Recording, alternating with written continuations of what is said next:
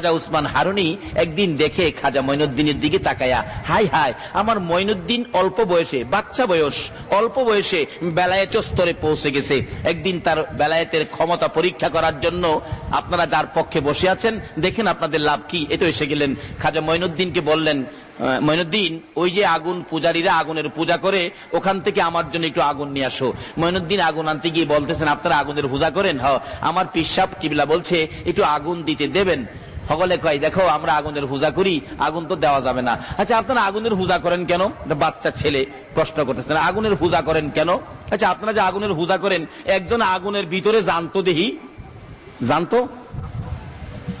হগল পূজারীরা কয়, মঈনুদ্দিন কি পাগল নাকি, আগুনের ভিতরে কি যাওয়া যায়?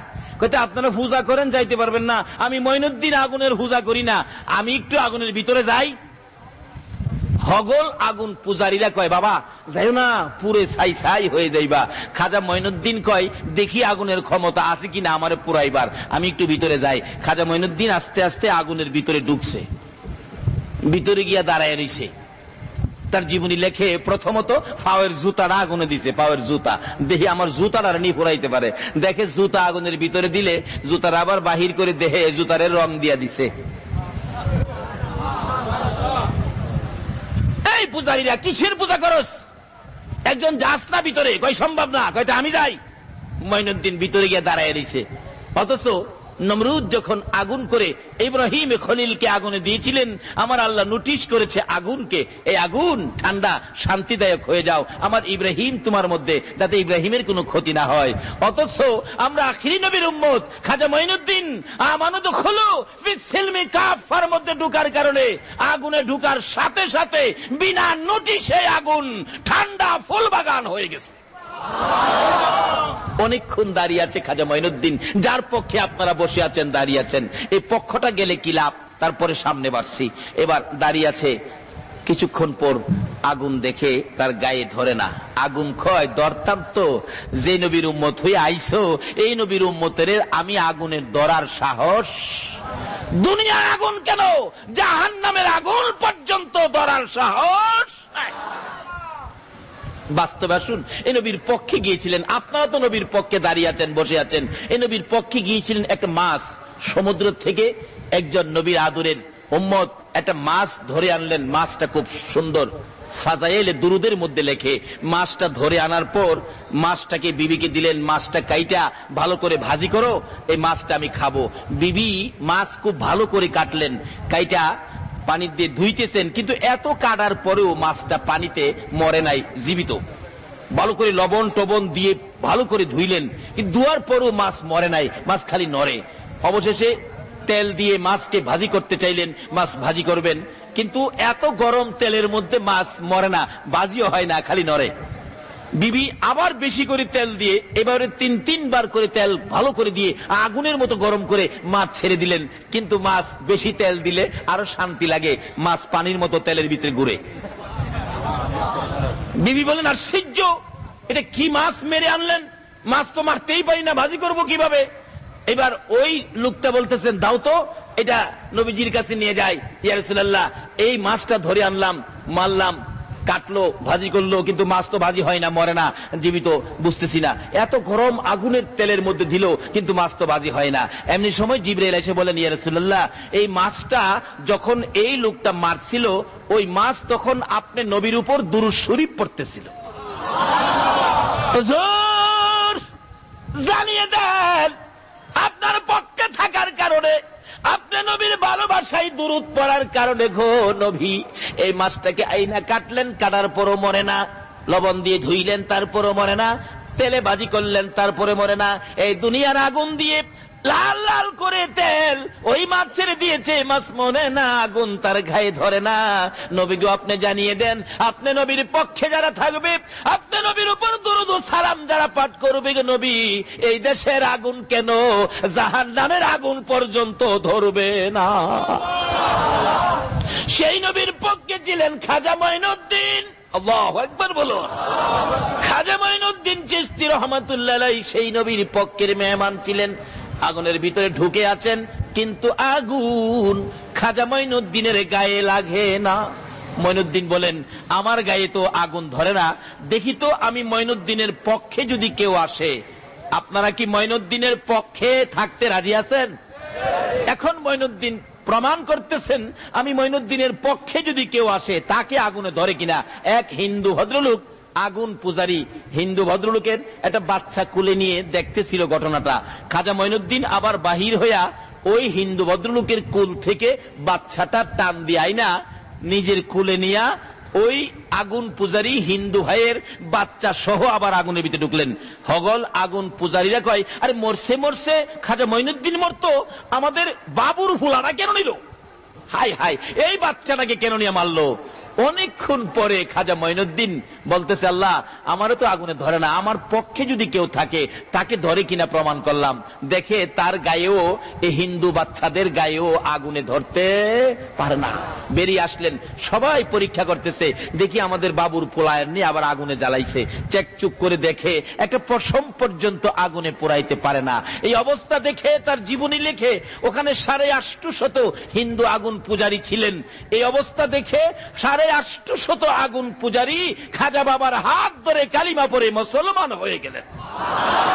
আরে তাকবীর, আরে রিসালাত, আরে গাউসিয়া। আরে আকাশ জমিন হইল সৃজন নবীর কারণে, সেই জমিনে খেলে আল্লাহর ওলিগণে। বলুন, সেই জমিনে খেলে আল্লাহর। দেখলে খাজা বাবার খেলা, আসে গনের বারে জ্বালা। দেখলে খাজা বাবার খেলা, সে গনের বারে জ্বালা। আইনা সাগর শুকিয়ে দেই বসে নির্জনে, আইনা সাগর শুকিয়ে দেই বসে নির্জনে। সেই জমিনে খেলে আল্লাহর ওলিগণে, আইরে সেই জমিনে খেলে আল্লাহর।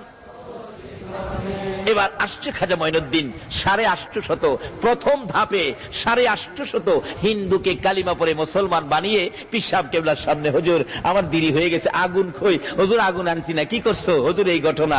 এবার খাজা উসমান হারুনি কয়, মঈনুদ্দিন তোমার এই কাজের জন্যই তো আমি তোমারে ভাড়াইছি। চলো মঈনুদ্দিন, তোমাকে আমার আল্লাহর ঘর খানায় কাবা নিয়ে যায়, আমার আল্লাহর দরবারে হাজিরা দিয়ে আসি। আমার মঈনুদ্দিন যে উচ্চ স্তরে পৌঁছে গেছে, খানায় কাবার পাশে নিয়ে ডাকতেছে, ও খানায় কাবার মালিক, আমার মঈনুদ্দিনকে তুমি কবুল করো। গায়েবী আওয়াজ হইতেছে, ও উসমান হারুনি, তোমার মঈনুদ্দিনকে আমি আল্লাহ কবুল করেছি।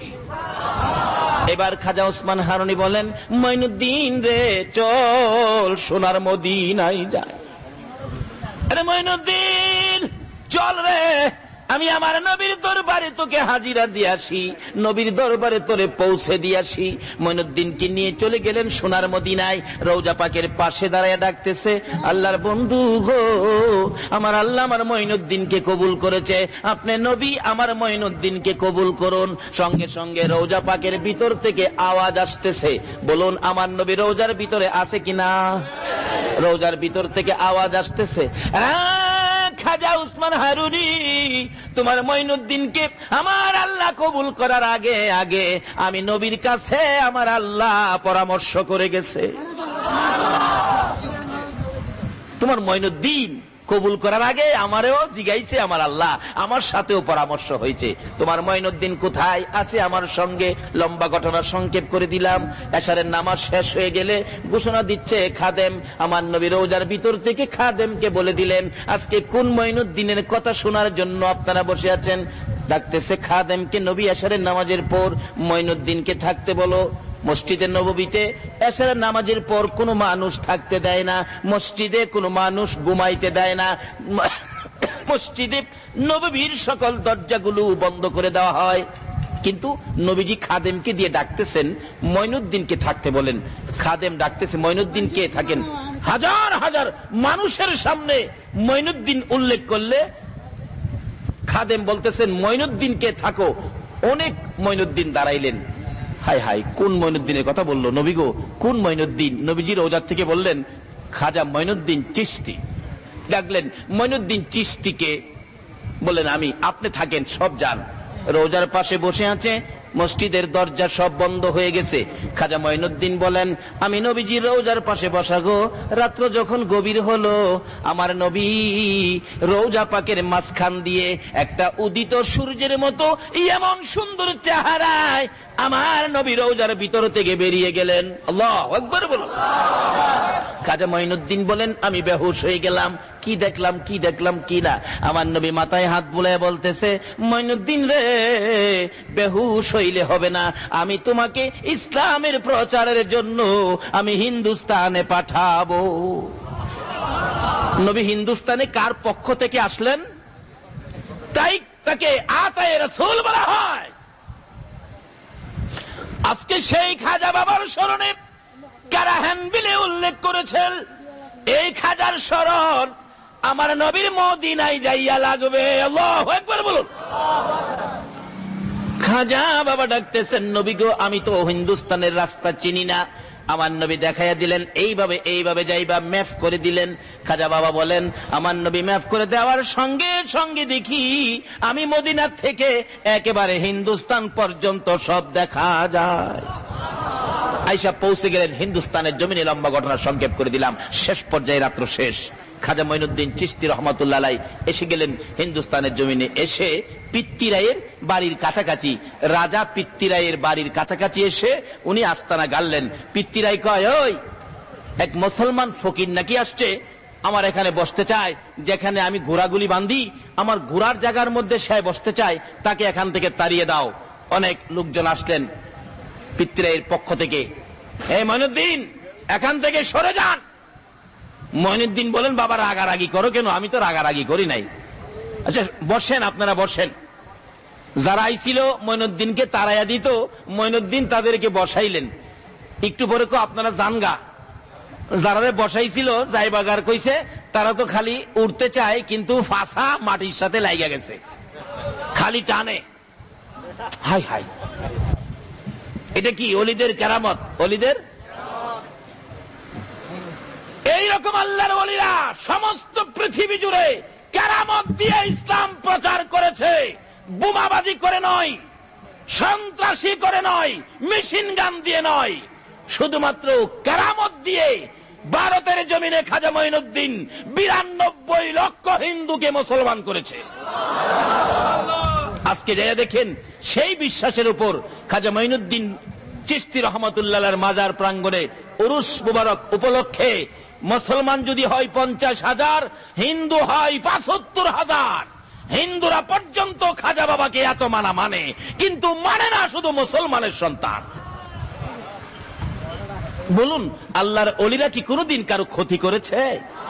এরকম ওলিদের পক্ষে থাকলে বাবা কি লাভ হয়? এক একজন ওলি হাসরের দিন এক একজন অ্যাডভোকেট হবেন। আল্লাহ যেদিন বিচারের কোর্ট নিয়ে বসবেন, এক একজন অ্যাডভোকেট হবেন আল্লাহর ওলি। হাসরের দিন আপনার পক্ষে মুখ করতে পারবেন। হাসরের দিন আল্লাহর কোর্টের উকালতি হবে খাজা বাবা, গাউসে পাক, খাজা মঈনুদ্দিন চিশতি রহমাতুল্লাহ আলাইহি, আমানত শাহ, বদর শাহ, মহসিন আউলিয়া, গাউসে পাক, গাউসে মাইজবান্ডারি, তারা হবে আপনাদের পক্ষের উকিল। ভালো উকিল পক্ষে থাকলে দেখেন কত সুন্দর সুবিধা হয়। আমাদের এলাকায় এক ঘটনা ঘটছিল, এক ছাত্রী কলেজে পড়ে, ভালো ছাত্রী, কিন্তু তার বাবার অনেক পয়সা। আর এক ছাত্র চেহারা খুব সুন্দর, তার বাবার পয়সা নাই। ছাত্রী তো চেহারা সুন্দর, ছেলে পায়া, তার সাথে ভালোবাসা। ভালোবাসা আছে না বাংলাদেশে? ভালোবাসা করে একদিন মহিলা পরামর্শ দিলেন ছেলেরে, তোমার বাবার তো কিছু নাই, আমার বাবার বহুত কিছু আছে, আমি 50,000 টাকা নিয়ে আইছি, চলো দুইজনে উদাও হয়ে যাই। এমন উদাও হয়ে যায় না? ছেলে মেয়ে নাই। মেয়ের বাবা কই, আমার মেয়ে নিয়ে গেছে ফকিন্নির বুলায়, বুঝামু? শিয়ালে কয় বাচ্চা দেয়। কেস করে দিলেন থানায় গিয়ে, ওসি সাহেব আমার মেয়েকে অপহরণ করে নিয়ে গেছে ফকিন্নির বুলায়, আমি 8 দিনের মধ্যে অ্যাকশন চাই। কেস করে দিলেন কোর্টে। ওসি সাহেব এইভাবে তো পুলিশ পাঠায়া সারা দেশে তল্লাশি দিয়া তার মেয়েকে উদ্ধার করে নিয়ে আসছেন। মেয়েরে বাবা বুঝাইছে, তুই কোর্টে জিগাইলে তুই কইবি আমারে জোর করে নিয়ে গেছে। মেয়ে কোর্টে গিয়ে বললেন, ম্যাজিস্ট্রেট সাহেব আমাকে জোর করে ধরে নিয়ে গেছে, এমন চাপা চাপছে কেস। পুলিশ তো 2 দিন পর পর নারী অপহরণ কেসের অরেন নিয়ে ওই লোকের বাড়িতে যায়, কিন্তু হ্যাঁ তো বাড়িতে আসে না। মেয়ের মা, ছেলের মা বাবা একবারে গরিব মানুষ, তারা কাঁদতে কাঁদতে, কেন তুই গেলে এই কাজ করতে? একদিন আরেকজন জ্ঞানী ব্যক্তি বলেন, আপনারাও আরেকটা কাউন্টার কেস করেন না।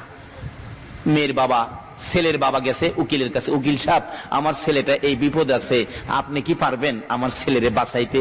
উকিল কই, বেটা এত আইন বই পড়ছি, এটা কোনো সাবজেক্ট হইল? তোর হুলারে নিয়ে আয়।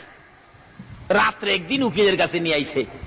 উকিল সাহেব, আমি করি নাই, মেয়েটা আমারে পাম্পট্টি দিয়ে নিছে স্যার, আমি নাই স্যার, আমারে বাঁচান। উকিলকে বেটা কান্দিস না, শোন আমি যা কই তা শুনবি, আমার পক্ষে আয়, আমি যা কই তা শুনবি, তোরে বাঁচাইয়া দিমু। একটা উকিল কইতাছে আমি যা কই তা শুনবি। তা আল্লাহর ওলিরাও তো মুরিদরে এরকম কয় না, বাবারে এতদিন যা পাগলামি করছো, এখন থেকে আর পাগলামি করো না, আমি যা কই এইভাবে চলল। আল্লাহর ওলিরা এরকম নির্দেশ দেয় না? অ্যাডভোকেট সাহেব পরামর্শ দিলেন, কেস করে দিছি, রবিবার দিন তারিখ আছে, তুই আমার সাথে যাইবি। আমার ভয় করে, আমার নিয়ে আবার দইরা নিয়ে যা, কয় না আমি থাকতে তোর না, তুই শুন, কথা হইলো আমি যা কই তুই তা কইবি, শুন তোরে যাই জিজ্ঞেস করবো আমার বিপক্ষের মেয়ের পক্ষের উকিলে ম্যাজিস্ট্রেটে, তুই খালি ছায়া থাকবি, কিছু কইস না, কোনো কথা কইস না, ছায়া থাকবি। এই পরামর্শটা কে দিল? একটা দুনিয়ার সাধারণ উকিল আপনাকে বাঁচানোর জন্য পয়েন্ট বাইর করলো। আর কি খাজা বাবা, গাউসে পাক কি হাসরের ময়দানে কোন পয়েন্টে কি আপনাদেরকে বাঁচাইতে পারবে না? আল্লাহু আকবার, ইয়া রাসূলুল্লাহ, ইয়া গাউসুল মুস্তাফা। নবীর জন্য হও রে পাগল, ও হে নবীর আশিকে সকল, পার করিবে দয়াল নবী রোজ হাসরে ফুলসিরাত, পার করিবে দয়াল নবী রোজ হাসরে ফুলসিরাত। জিন্দাবাদ জিন্দাবাদ নবীর সেনা, জিন্দাবাদ জিন্দাবাদ জিন্দাবাদ নবীর সেনা, জিন্দাবাদ। আমল করো নামাজ রোজা কায়েম করো সুন্নিয়াত, আমল করো নামাজ রোজা কায়েম করো সুন্নিয়াত। জিন্দাবাদ জিন্দাবাদ নবীর সেনা, জিন্দাবাদ জিন্দাবাদ জিন্দাবাদ নবীর। ও নবীর সেনারা, জাগ্রত বসে আছো কার পক্ষে? নবীর পক্ষে, ওলিদের পক্ষে। তোমাদের ভাগ্যের দরজা খুলে গেছে। এই তো উকিল আপনার পক্ষে। উকিলকে খাজা বাবা কি করবে হাসরের দিন, এই দুনিয়া দিয়ে বুঝাইতে চাইলাম। উকিল বলেন, তোরা যাই জিগাইবো তুই কোনো কথা কইস না, খালি ছায়া থাকবি। কোর্টে রবিবার দিন উঠলো, বাদী বিবাদী হাজির। ম্যাজিস্ট্রেট বলেন, বাদী বিবাদী সব হাজির আছেন? জি হাজির। এবার মেয়ে পক্ষের উকিল বলেন, মাননীয় বিচারপতি ম্যাজিস্ট্রেট সাহেব, আমি কথা বলতে চাই। বলেন, দেখেন স্যার, এই যদি হয় আমাদের দেশের যুবকদের চরিত্র, মেয়ে ছেলেকে এভাবে ধরে নিয়ে যাবে, এটা স্যার কিভাবে হবে? আপনারও তো ম্যাজিস্ট্রেট সাহেব মেয়ে আছে, বলুন এইভাবে যদি ছেলেরা অত্যাচার করে মেয়েদের উপর, দেশটা কেমনে চলবে? উকিলের মুখ তো বুঝে নেই, একেবারে দুইয়া মুইসা সাবান দিয়া খইসা ফেলাইতেছে। অবশেষে ম্যাজিস্ট্রেট বলতেছেন, উকিল সাহেব আপনি থামেন, আমি 3টা প্রশ্ন করি। এই ছেলে, তুমি যখন এই মেয়েটাকে ধরে নাও তখন রাত্র কয়টা বাজে? বলুন। তার উকিলের পরামর্শ কি ছিল? ছায়া থাকা, কথা বলবি না, চেয়ে। আর তখন রাত্র কয়টা বাজে? কি ব্যাপার, কি উকিল সাহেব কি মক্কেল নিয়ে আসলেন, কথা তো বলে না। শোনো, তোমার সাথে এখন কয়জন লোক ছিল মেয়েটাকে জোর করে ধরে নেওয়ার সময়? কয়জন লোক ছিল? আরে কি ব্যাপার, কয়জন লোক ছিল?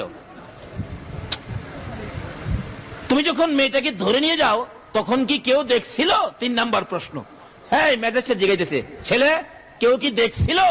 আচ্ছা, ছেলের পক্ষের উকিলের পরামর্শ কি? ঘুমাই রয়েছেন আপনারা, মানে কথা বলিস না। পরামর্শ কি? চায়া থাকবি, কথা কইস না। 3 নাম্বার প্রশ্ন হলো, কেউ কি দেখছিল? ছেলে তো চেয়ে রয়েছে। ম্যাজিস্ট্রেট জিগায় ছেলে পক্ষের উকিলকে, কি উকিল সাহেব কি মক্কেল নিয়ে আসলেন? 3টা প্রশ্ন করলাম, একটারও তো জবাব দিল না। এরকম মক্কেল তো আমার 24 বছর চাকরির মধ্যে দেখি নাই। এবার ছেলে পক্ষের উকিল কয়, মাননীয় ম্যাজিস্ট্রেট, মাননীয় বিচারপতি, অনুমতি দিলে আমি কথা বলি। হ্যাঁ বলেন তো, কি বলবেন? স্যার, এই ছেলেটা এত সুন্দর কথা বলতো স্যার, দুশ্মন তার কথা শুনে। উকিলের মুখ তো বুঝে নই, রেডিওর মতো টিভির মতো কথা বলতেন। মানুষ তার কথা শোনার জন্য রেডিও টিভি বন্ধ করে দিতেন, এত সুন্দর কথা বলতেন স্যার। কিন্তু যেদিন এই মেয়েটাকে এই ছেলেটা ঘর থেকে জোর করে শাস্ত্রাইয়া বাহির করে, মেয়েটা স্যার এত জোরে একটা চিল্লানি দিয়েছিল, চিল্লানিতে তার কানের পর্দাটা ফাইটা গেছে। এখন সে কিছু শুনে না, যাই যা বলে খালি তাকায়া থাকে। মেয়েটা তো ওই পাশে দাঁড়ানো। ওই মেয়েটা কই, স্যার আমি আল্লাহর কসম করে বলি আমি চিল্লানি দেই নাই স্যার। ছেলে পক্ষের উকিল বলে, মাননীয় বিচারপতি, মেয়েটা বলেছে চিল্লানি দেয় নাই, আপনি শুনেছেন, তাইলে আপনার পয়েন্টের খাতায় লেখেন ছেলে তারে জোর করে নেয় নাই। যদি জোর করে নিত তাই চিল্লানি দিত। সে নিজেই বলেছে চিল্লানি দেই নাই স্যার, তাইলে সে জোর করে নেয় নাই। ম্যাজিস্ট্রেট বলে, রাইট রাইট, কাজী সাহেবকে ডাক দাও। কাজী সাহেবকে ডাক দিয়ে ম্যাজিস্ট্রেটের উপস্থিতিতে কোর্টের মধ্যে তার বিবাহ হয়ে গেল। দুনিয়ার একটা অ্যাডভোকেট যদি, দুনিয়ার একটা উকিল যদি এত বড় বিপদগামী লোকটাকে পয়েন্টের খাতায় ফালাইয়া এইভাবে বিপদ মুক্ত করে দিতে পারে, আমার আল্লাহ যেদিন হাসরের কোর্ট নিয়ে বসবেন, আমরা যেদিন ওই বিচারের কোর্টে আসামি হইয়া দাঁড়াইব, ওই দিন খাজা বাবা আরজ করবেন, প্রভু গো, ওই দিন খাজা মঈনুদ্দিন চিশতি রহমাতুল্লাহ আলাইহি দাঁড়াবেন, গাউসে পাক দাঁড়াবেন, গাউসে মাঝবান্ডারি দাঁড়াবেন, চট্টগ্রামের আমানত শাহ, বদর শাহ, মহসিনা উলিয়া দাঁড়াইয়া বলবেন, প্রভু গো, এই লোকগুলি আখিরি যুগে ছিল, তারা শের জমানায় ছিল, ফিতনা ফাসাদের জমানায় ছিল, তাদের কি কি প্রশ্ন করবেন? তারা তো সরল সোজা মানুষ, কিছু জানে না বুঝে না, কি প্রশ্ন তাদেরকে করবেন? যদি কোনো প্রশ্ন চট্টগ্রামের মানুষকে করতে হয়, আমি আমানত শাহ, বদর শাহ, মহসিনা উলিয়া, গাউসে মাঝবান্ডারি দাঁড়াইলাম, কোন প্রশ্ন যদি করতে হয় আমাদেরকে করেন তাদের পক্ষ থেকে, এই জবাবগুলো আমরা দিব, তাদেরকে কষ্ট দিয়েন না। উকিলরা বলবে সম্মিলিত ভাবে আমরা তাদের পক্ষে। তোমরা কি বলবে? আল্লাহ এদের কি জিগাই কি হইব, এই তো সাধারণ এটার হিসাব জিগাইয়া কুলাই থাকবেন। আল্লাহ আপনার যে রহমান আর রহিম আছে, এর বিনিময় তাদেরকে মাফ করে দিলে সহজ হয়ে যায়। আল্লাহ বলবেন, এই কুটের লোকেরা শোনো, আমি রহমান আর রহিমের বিনিময় এই শেষ যুগের উম্মত গুলোকে এই ওলিদের খাতিরে আমি মাফ করে দিলাম। এই অ্যাডভোকেটদের সাথে সম্পর্ক রাখলে হাসরের কোর্টে আমাদের লাভ হবে না লস হবে? তাই খাজা মঈনুদ্দিন মদিনার কামলেওয়ালা নবীর পক্ষ থেকে ভারতের জমিনে আতায়ে রাসূল হয়ে আসলেন, কিন্তু তাকে উচ্ছেদ করে দেওয়ার জন্য সংগ্রাম করলেন পিতৃরায়ের লোকেরা। যায়া বলতেছেন, উঠো উঠো। খাজা মঈনুদ্দিন বলেন, বাবা বসো। বসলে আর উঠতে পারে না, উটকি মাটির সাথে লেগে যায়, হয় না। আরো লোক পাঠাইছে, হেরাইছে, কি ব্যাপার তোমরা উঠো না কেন? আপনারা আইছেন, বসেন। বসলে আর উঠতে পারে না, হাজার দুই এক বসাইছে, পরে দুই চারজন কাছে দূর থেকে দেয়, খালি টানে। রাসূল বলছে, ওলিদের কেরামত সত্য, কেরামতুল আউলিয়া হাক্কুন, ওলিদের কেরামত বিশ্বাস করতে হবে, না হয় আপনার ঈমান থাকবে না। খবর দিছে পিতৃরাই, এমন এক লোক আইছে, খাজা মঈনুদ্দিন বসাইলে উঠতে দেয় না। আল্লাহু আকবার বলুন। গোজাইয়া কও যে মাপ চাই, মাফ করে দিত। সকলে কয়, মঈনুদ্দিন মাপ চাই, মাফ করে দেন। কোথাইলে উঠো, উঠছে। কয়, মঈনুদ্দিন আমরা জায়গা বিদায় দেন। কো যাও যাও। লগের সবাই কয়, যাইতে কই, জেলা বসাইলে উঠা যায় না, লহিলার পক্ষে যাই। হিন্দুরা যদি এইভাবে খাজা মঈনুদ্দিনের পক্ষ কালিমা পড়ে মুসলমান হতে পারে, আমরা কি মুসলমান হইয়া কি তার পক্ষে যাইতে পারি না?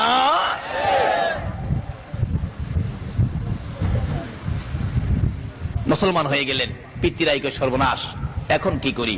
কিছু লোক পাঠালেন বাঁশের বন্দুক দিয়া, পাহাড়ের উপর থেকে গুলি করে মঈনুদ্দিনকে শেষ করে দিবি। চারদিক ঘেরাও করছে, কমান্ডিং অফিসার কমান্ড করতেছে, হায়ার। এমনি সৈন্যরা ক স্যার, চোহে দেখি না, ফায়ার কারে করমু? কয় কি কহ, কিছু দেখি না। এক ডাক্তারের জায়গায়, তুই কই আসস? আমার বন্দুক কই?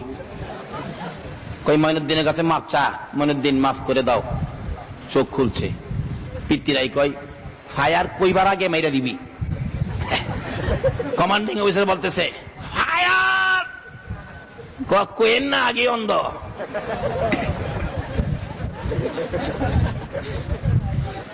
পিতৃরাই কয় অহন আগে কইবার আগে মেয়েরা দিবে, কয় আর কই নাই, আমরা মঈনুদ্দিনের কাছে মুসলমান হয়ে গেলাম। এক জাদুকর হ্যাঁ হাওয়ের দুইটা খরম জাদুদা ফাটাইছে উপরে গিয়ে দাহে, মঈনুদ্দিন তোমার সাথে জমিনে ভারি না, বেড়া হইলে উপরে আয়ো। জাদুঘর উপরে গিয়া ডাহে মঈনুদ্দিন উপরে যাইতো। মঈনুদ্দিন কয় তোর লগে আমার উপরে যাওয়ান লাগবো, দুইটা ভাবের খরম খুলছে। আগের এক জাতের খরম পিনতো যে মুরব্বীরা দেখছেন না, এটা বইলা উলা খরম কয়। এই বইলা উলা খরম দুইটা ভাবতে খুললা চাইরা কয় মঈনুদ্দিন, ও মঈনুদ্দিন খরম হেল লাগে আমি হেনে যাবো, তুই একটু দেখা কেডা। দুই খরম যাইতেছে, বাবা ডাইরেক্ট যায়া গাল মুবারকের কাছে খারইছে। জাদুঘর জিগাই তোরা কি লেগাইছস, তোরে নিতামাইছি, আমি তো যাইতাম না। যে না কইছে ঠাসকিরা মারছে গালটা ফিরাইছে, খরমদা বাইরে না মঈনুদ্দিনের ভাবা ফালাইছে। এই সমস্ত কেরামত অস্বীকার করার কোন ক্ষমতা নাই। যেই নবীর পক্ষে গেলে এই সমস্ত মর্যাদা, এই সমস্ত কেরামতের শক্তি পাওয়া যায়, আমরা কি সেই নবীর পক্ষে চাইতে রাজি আছি? তার বাস্তব দুনিয়াতে দেখবেন একটা মা 6 মাসের একটা বাচ্চা ছেলে, বাচ্চা ছেলেটা মা পাশে নিয়ে রাত্রে ঘুমাইছে। বলুন মায়ের ছেলে মায়ের পাশে থাকলে, মা রাত্রে ঘুমাইলে মার কাছে ভালো লাগে না খারাপ লাগে? বাচ্চাটা কাছে আছে, মার কাছে শান্তি না অশান্তি? বাচ্চা যে প্রস্রাব করে দিল, বিছানা একেবারে ভিজিয়ে ফেলাইছে, এরকম করি নাই আমরা ছোট সময়? প্রস্রাবে বিছানা ভিজিয়ে ফেলেছে, তারপর দেখবেন মা শুকনা জায়গা না পায়া নিজের শুকনা জায়গাটাই বাচ্চাটারে শোয়া, নিজে প্রস্রাবের ভিজা জায়গায়, কিন্তু বাচ্চাটা কাছে। ভিজা জায়গায় শোয়ার পরেও বাচ্চা কাছে থাকলে মার কাছে শান্তি না অশান্তি? আর যদি আপনাদের ফটিকছড়ির এমন এক বিল্ডিং যেটা বাংলাদেশ জুড়ে নাই, এমন এক বিছানা করে দিয়েছে যে বিছানা পৃথিবী জুড়ে নাই, দুইটা দাসী পাশে দিয়ে এত আরামের বিছানা, এত দামি বিল্ডিং, খেদমতের জন্য দুইটা দাসী এই অবস্থায় রেখে বাচ্চাটা নিয়ে গেছে চট্টগ্রাম সদর হসপিটালে। বলুন এই রাত্রে মার কি ঘুম হয়েছে? এত আরামের বিছানা, এত দামি চাদর, এত দামি বিছানা, এত বড় বিল্ডিং, কিন্তু তবু মার ঘুম হয় নাই। বলুন কার ব্যথায়? একটু পর পর মা জানালা খুলে, বাবা বাবা গো তুমি কি করতেছো গো বাবা। দাসীরা বলেন আপনি কি পাগল নাকি? পৃথিবী জুড়ে এই আরামের বিছানা কারো নাই, আপনি বিছানায় ঘুমান না, বাচ্চা বাচ্চা করেন। মা কি বলবে, তোমরা আছো বিছানা নিয়ে, আমি আমার বাবার ব্যথার যন্ত্রণায় আমি শুইতে পারি না। নবী বলেন একটা মা যেমন এত আরামের বিছানা দিলেও, বড় বিল্ডিং করে দিলেও বাচ্চার ব্যথা ঘুমায় না। জিবরাইল রে, আমি নবী ও উম্মতের ব্যথায় রে আরশে যাইয়া শান্তি পাবো না। জিবরাইল আমি মদিনার মাটিতে শুয়ে থাকবো, কি হবে শুয়ে থাকলে? আমার নবী বুঝাইতে চায়, জিবরাইল রে শোনো, আমি দুনিয়ার জমিনে দেখেছি মুরগি যখন বাচ্চা ফোটায়, আল্লাহু আকবার বলো, জিবরাইল মুরগি যখন বাচ্চা ফুটাই রে, বাচ্চা নিয়ে মুরগি সমাজে ঘোরাঘুরি করে, বাচ্চার উপর যদি কোনো বিপদ দেখা দেয় রে জিবরাইল, আমি দেখেছি বাচ্চাকে বিপদ থেকে মুক্ত করার জন্য মা মুরগিটা এইভাবে দুইটা পাখা বাড়াইয়া রে জিবরাইল মা ডাকতে থাকে বাচ্চাদেরকে, ও সন্তানেরা আয় রে, বিপদ দেখা দেয়, আকাশের চিলকা ঘুরতেছে তোদেরকে নেওয়ার জন্য। মুরগি ডাকতে থাকে রে জিবরাইল, বাচ্চারা রে আয় জলদি করে আয়, বিপদ দেখা দিয়েছে রে, আমি মা বেঁচে থাকতে তোদেরকে ক্ষতি হইতে দিব না। বাচ্চারা আয়, আমি মায়ের পাখার নিচে আয়।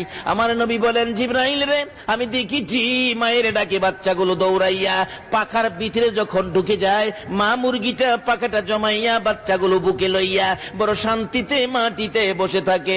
জিবরাইল আমি নবীর মন চায় রে আমি মদিনায় পরে থাকবো, আমার তামাম পৃথিবীর উম্মতের যদি কোনো বিপদ দেখা দেয় রে জিবরাইল, আমি নবী বাচ্চাওয়ালা মুরগির মতো মদিনার জমিন থেকে উম্মতের জন্য দুইটা হাত আমি বাড়াইয়া দিব।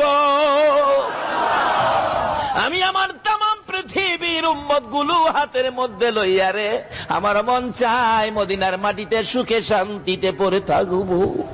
যেই নবী উম্মতের ব্যথাই এত ব্যথিত, যেই নবী উম্মত ছেড়ে এইভাবে জমিনে থাকবে আর সে আসবে না রে জিবরাইল, আমি আল্লাহ সেই জন্য আমার বন্ধুর উম্মতের সামনের পাও বাড়াইল, পিছের পাও উঠাইবার আগে আগে আমি আল্লাহ আমার বন্ধুর উম্মতের মাফ করে দিলাম।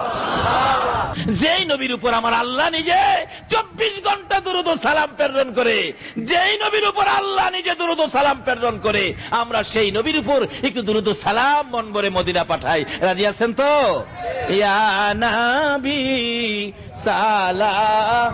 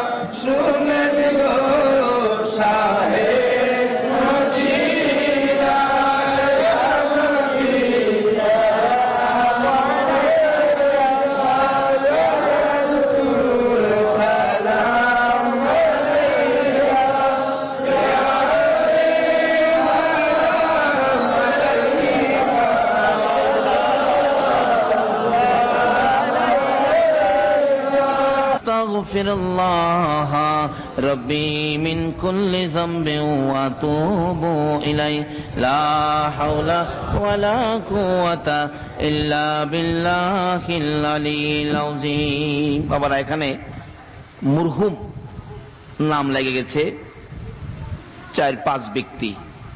একজন মুরহুম হাজী ইয়াকুব আলী, তারপরে আরেকজনকে বখতিয়ার, বখতিয়ার, তারপরে আব্দুল মন্নান, তারপরে এখানে এটা নূর মোহাম্মদ, তার আগে আরেকজন আছে কাজল নাকি, ফজল আজিম, আজিম ফজল আজিম, মোট 5 জন দেখা যায়। আজকে মাহফিল আছে, এই 5 জন নাই। এভাবে আগামীতে মাহফিল থাকবে, আরো জানি আমরা কোন 5 জন বিদায় হয়ে যায়। আল্লাহ যেন তাদেরকে মাফ করে দেন। আজকে তো তারা কবরে নয়, মাহফিলের চারপাশে পাগল পাগল হয়ে ঘুরতেছে। সংগঠনের সদস্যদেরকে বলতেছে, ভাই তোমাদের কাছে অনুরোধ করে যায়, এই মাহফিল তোমরা ছাইরো না। আজকে মাইকের আওয়াজ যতটুকুন দূরে যাচ্ছে ততটুকুন পর্যন্ত কবরের আযাব বন্ধ হয়ে গেছে। এই বরকতময় মাহফিলে আপনারা থাকবেন, তাই এখানে সবাই চালক যারা, মালিক যারা এবং এই ব্যবসায়ীদের জন্য দোয়ার দরখাস্ত, এ বাজারে যারা ব্যবসায়ী আছেন সকলের জন্য দোয়া হবে। আসুন আমরা সকলে মিলে দোয়ায় হাত বাড়াই। আল্লাহুম্মা আমিন। ربنا ظلمنا أنفسنا وإن لم تغفر لنا وترحمنا لنكونن من الخاسرين رب ارحمهما كما ربياني صغيرا رب العالمين তুমি যার প্রেমে সব বানাইছো, ওই নবীর উপর দুরূদ ও সালাম মদিনা পাঠাইছি। মাবুদ, যার সাথে বন্ধুত্ব করে কত খেলা খেলেছো, হযরতে গাউসে পাক খাজা বাবা, ইয়া আল্লাহ বাংলার জমিনে, চট্টগ্রামের জমিনে সকল ওলি আল্লাহদের রুহানি ফায়েজ নিয়ে তোমার দরবারে হাত বাড়াইলাম। মাবুদ গো, ওলিদের রুহানি ফায়েজের বরকতে, ইয়া আল্লাহ দয়ার নবীর উপর দুরূদ ও সালামের বরকতে আমরা যারা হাত বাড়াইছি, আমাদের তামাম জিন্দেগীর গুনাহগুলো ক্ষমা করে দাও। যেই নবীর ভালোবাসাই রাত্র দিয়েছি, এই নবীর উসিলায় কুল কায়নাত বানাইছো। এই নবীর উসিলায় যদি এত কিছু করতে পারো গো, তুমি কি সেই নবীর উম্মতের ক্ষমা দিতে পারো না? তার জীবনে কত গুনাহ হিসাব জিগাইও না। কে নেককার, কে গুনাহগার, কে মেয়ে, কে পুরুষ, কে যুবক, কে বুড়া, আজকের জন্য কে নামাজি, কে বেনামাজি, কাউরে কিছু কইও না গো আল্লাহ। এই মাহফিলের উসিলায় আমাদের সবাইকে তুমি মাফ করে দাও। মাবুদ, মাপ চাইলাম জীবনের গুনাহ, মাফ করছো নি গো আল্লাহ। একটু ডাকদা জিগান না, আল্লাহ ইয়া আল্লাহ ইয়া আল্লাহ, জীবনের গুনাহ মাফ করছো নি। মাবুদ, দুনিয়ায় দেখি সন্তানেরা অপরাধ করলে মা বাবা রাগ হয়ে যায়, তোর মতো সন্তান দরকার নাই। সন্তান বাড়ির থেকে বেরিয়ে যায়, বাড়িতে আসে না। রাত্র যখন গভীর হয় রে, অপরাধী সন্তানের জন্য মা দরদি দরজাটা খুইলা দাঁড়াইয়া থাকে। সন্তান গভীর রাত্রে বাড়ির কাছে যাইয়া দেখে দরজাটা খোলা দেখা যায়। এক পাশে মা দাঁড়াইয়া বিনাইয়া বিনাইয়া কান্দে, বাবা কই রে, আয়, আমি মা দরজা খুলে রাখছি। আদুরের সন্তান, অপরাধী সন্তান গড়ের কোনায় দাঁড়াইয়া ছোট্ট করে ডাক মারে, মা মা মা। অপরাধী সন্তানের ডাকটা শুনে মা দরদি দৌড়াইয়া বাহির হইয়াছে। মাবুদ, মার মতো দরদি যদি অপরাধী সন্তানে মা কইয়া ডাক দিলে দৌড়াই আসে রে আল্লাহ। তোমার 99 ভাগ মায়ার দুয়ারে আমরা জীবনের গুনাহ লইয়া তোমারে আল্লাহ আল্লাহ কইয়া ডাকলাম, তোমার কি মায়া লাগে না? এই আল্লাহ কার জীবনে কত গুনাহ হিসাব জিগাইও না। এই মুহূর্তে আমাদের সকলের জীবনের গুনাহগুলো ক্ষমা করে দাও। মাবুদ রে, জীবনের গুনাহ ক্ষমার আসার দরখাস্তের পর আর একটা দরখাস্ত করি, তুমি কিন্তু রাগ হইও না। হাজার হাজার মানুষ রাত্রটা কাটাইলো, আজানের সময় হয়ে গেছে, তোমার দুয়ারে হাত বাড়াইছে গো। আমি তো জানি না কার মনে জানি কি দুঃখ, কার মনে জানি দুঃখ মানাই রে মানাই, কার মনে জানি ব্যথা বাবা নাই রে বাবা নাই। যেই বাবা মাথার গাম পাতায় ফালাইয়া রোজগার করে সন্তানের লালন পালন করত, সারাদিন পরিশ্রমের পরেও বাড়িতে যাইয়া যদি দেখছে বাবা সন্তান কান্দে রে, সারাদিনের ক্লান্তি ভুলে গিয়ে বাবা আদুরের সন্তানের টাইনা টাইনা কোলে উঠাইতো। জীবনে বাবার কোলে কত প্রস্রাব পায়খানা করেছি গো আল্লাহ, বাবা কোনদিন বিরক্ত হয়ে নাই।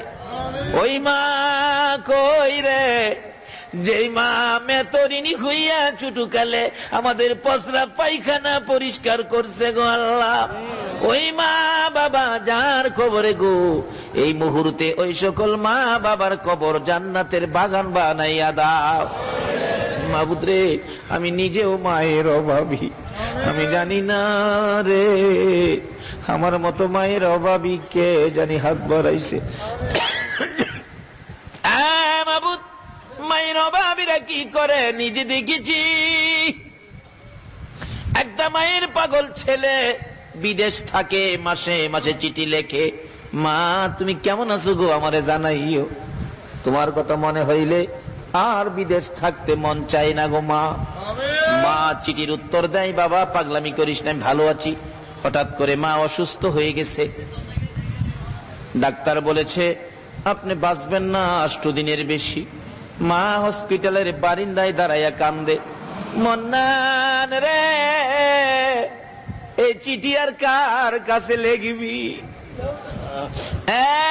মন্নান বিদেশে আর কার জন্য রোজগার করবি, আমি তোর মা 8 দিনের বেশি বলে বাঁচবো না রে বাবা, তাড়াতাড়ি বাড়িতে আয়, আমি মারে জীবনের শেষ ডাক ডাক দিয়া দে, আমি মায়ের চেহারা দেখবি নি, আয় রে বাবা বাড়িতে আয়। মন্নানের বাবা বলে পাগলামি করো না, চলো বাড়িতে যাই। বাড়িতে যাওয়ার পরে রাত্রে খালি কান্দে মা, ও মন্নানের বাবা, আমার মন্নান বাড়িতে না আসলে আমারে কি আর দেখবে না রে।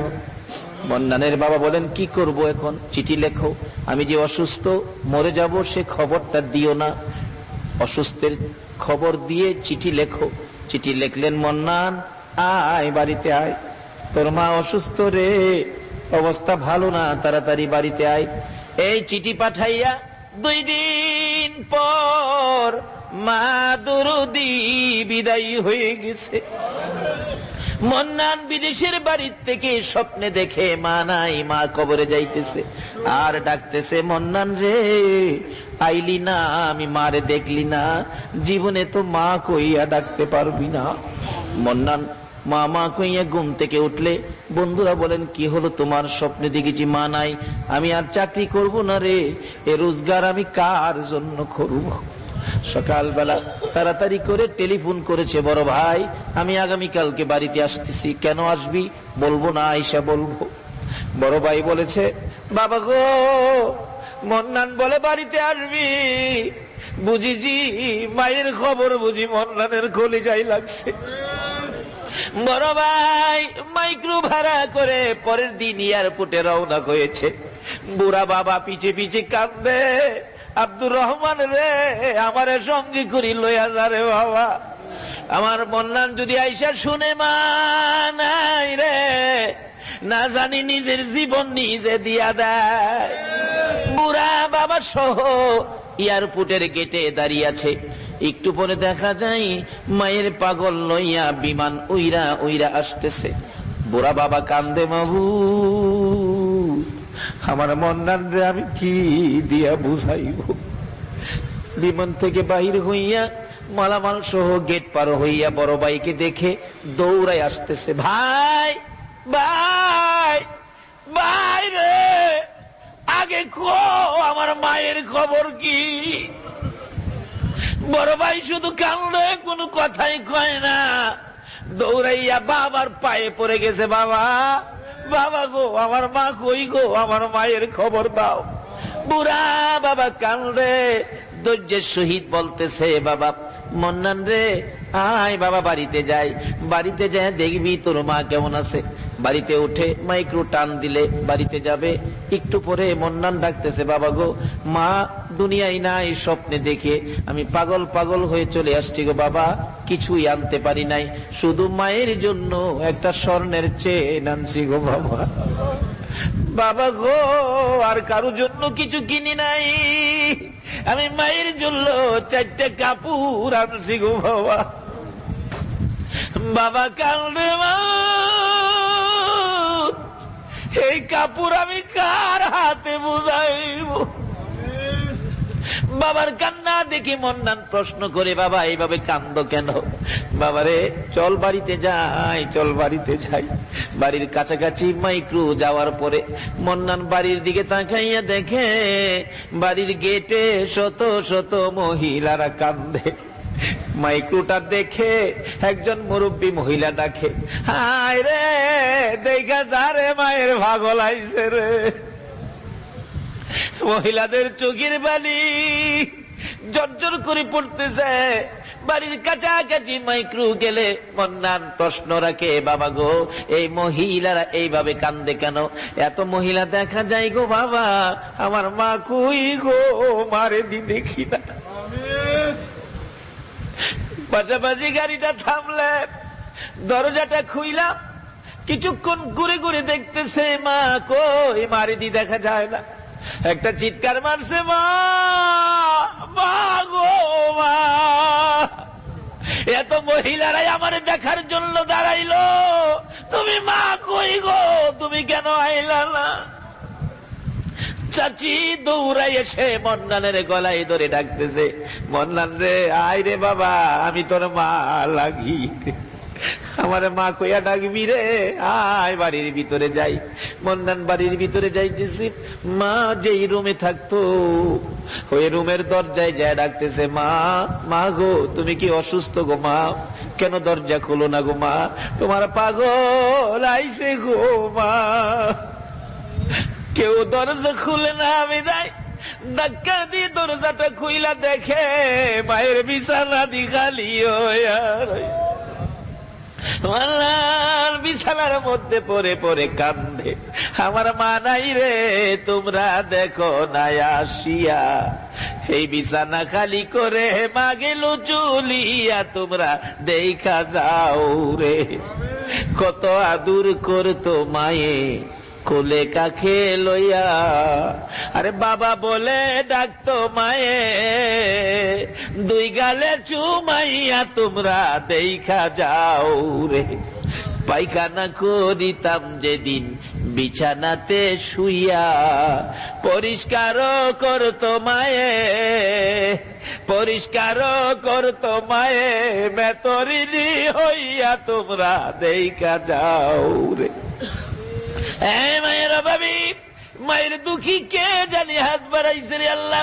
বাবার অভাবী, বাবার দুঃখী কে জানি হাত বাড়াইছে গো আল্লাহ। আর দেরি করো না, এই মাহফিলের উসিলায় ওই সকল মা বাবার কবর গুলো জান্নাতের বাগান বানাইয়া দাও। মাবুদ, মা বাবা যার দুনিয়াতে আছে হায়াত বাড়িয়ে দাও। মা বাবা কেমন জিনিস বুঝার তৌফিক ছেলে মেয়েদেরকে দান করে দাও। আল্লাহ, দাদা দাদি, নানা নানি, শ্বশুর শাশুড়ি, আলী আওলাদ, বংশধর্মই, মুরব্বী, পাড়া প্রতিবেশী, খানদানবাসী, মহব্বতি, খাস করে এই এলাকার জমিনের নিচে যত মুমিন মুমিনাত ঘুমিয়ে আছে, সকলের কবর জান্নাতের বাগান বানিয়ে দাও।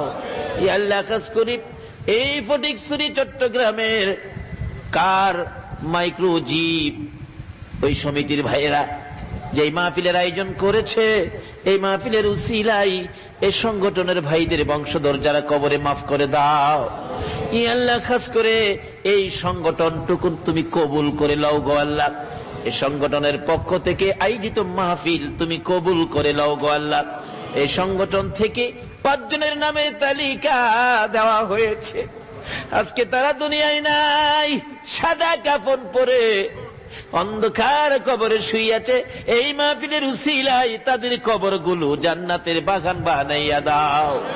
ইয়া আল্লাহ, সংগঠনের বাকি ভাইদেরকে, ইয়া আল্লাহ, ড্রাইভার, মালিক, এই বাজারের ব্যবসায়ী ভাইদেরকেও সকল প্রকার আফত বিপদ, আযাব, গজব, অ্যাক্সিডেন্ট, বালা মুসিবত, শয়তানের শয়তানি, দুশমনের দুশমনির থেকে বাঁচাইয়া রহমত, বরকত, শান্তি দ্বারা ভরপুর করে দাও গো আল্লাহ। এই কমিটির ভাইদের কি তাদের আয়োজনে যারা দূর দূরান্ত থেকে আসছে সকলকে তুমি আপদ বিপদ থেকে বাঁচাইয়া বেশি বেশি করে নেক হায়াত বাড়াইয়া দাও গো আল্লাহ। ইয়া আল্লাহ আজকের মাহফিলের বরকত, মিলাদুন নবীর বরকত, ইয়া আল্লাহ গাউসে পাক খাজা বাবার রুহানি ফয়েজের বরকত আমাদের সকলকে নসিব করে দাও গো আল্লাহ। চট্টগ্রামের জমিনে ইয়া আল্লাহ গাউসে মাইজবান্ডারি সহ যত ওলিরা ঘুমিয়ে আছে সকল ওলিদের রুহানি ফয়েজ আমাদেরকে নসিব করে দাও গো আল্লাহ। ইয়া আল্লাহ খাস করে আমাদের মধ্যে যারা অভাবী অভাব দূর করে দাও, আমাদের মধ্যে যারা বিমারি বিমার শেফা করে দাও, আমাদের মধ্যে যাদের ছেলে নাই ছেলে দাও, যাদের মেয়ে নাই মেয়ে দাও, যাদের ছেলেও নাই মেয়েও নাই ছেলে মেয়ে দিয়ে কলিজা ঠান্ডা করে দাও গো আল্লাহ। যাদেরকে ছেলে মেয়ে দিয়েছো ছোট্ট ছোট্ট ছেলে মেয়েদেরকে অকালে মৃত্যু দিও না, মা বাবার কলিজায় আগুন জ্বালাইও না, সকলের ছেলে মেয়েদেরকে নেক হায়াত বাড়াইয়া দাও। ছেলে মেয়েদের মুখে এতিমের দাগ লাগাইও না, ছেলে মেয়েদের মা বাবার হায়াত বাড়াইয়া দাও। মাবুদ আমাদের মধ্যে যারা নামাজি নামাজ কবুল করো, যারা নামাজ পড়ে না নামাজের বুঝ দান করো, যারা লেখাপড়া করে লেখাপড়ায় বরকত দাও, যারা পরীক্ষা দিবে কামিয়াবি দান করে দাও, যারা চাকরি করে পদোন্নতি দান করে দাও, যারা ব্যবসা করে ব্যবসায় বরকত দাও, যারা গৃহস্থী করে জমির ফসলে বরকত দাও, যারা বিদেশ থাকে সহি সালামতে রাখো গো আল্লাহ। মাবুদ শেষ দরখাস্ত, তোমার নবীরে একদিন ঘুমের ঘরে স্বপ্নে দেখাইয়া দাও। আমাদের একটা দাবি তুমি রাখো গো আল্লাহ, তোমার কুদরতি পায়ে ধরলাম। এই মাহফিলের সকলের একটা দাবি তুমি রাখো,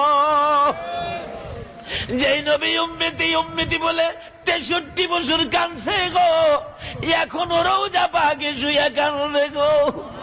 এই নবীরে স্বপ্নে না দেখাইয়া আমাদের কারো গায়ে সাদা কাফন লাগাইও না। আল্লাহ দয়া করে মায়া করে আমাদের সকলকে তোমার নবীর স্বপ্নের দিদার নসিব করে দাও গো আল্লাহ। আল্লাহ এই মাহফিল তোমার কুদরতি হাতে দিয়ে গেলাম, এই মাহফিল কিয়ামত পর্যন্ত তুমি কায়েম রাখো গো আল্লাহ। কাজ করে চালক ভাইদেরকে অ্যাক্সিডেন্ট থেকে বাঁচাইয়া রাখো। আল্লাহ মালিক ভাইদের ব্যবসায়ী তুমি বরকত দিয়ে দাও, বিপদ আপদ দিও না, রহমত বরকতের ভাগী করে দাও গো আল্লাহ।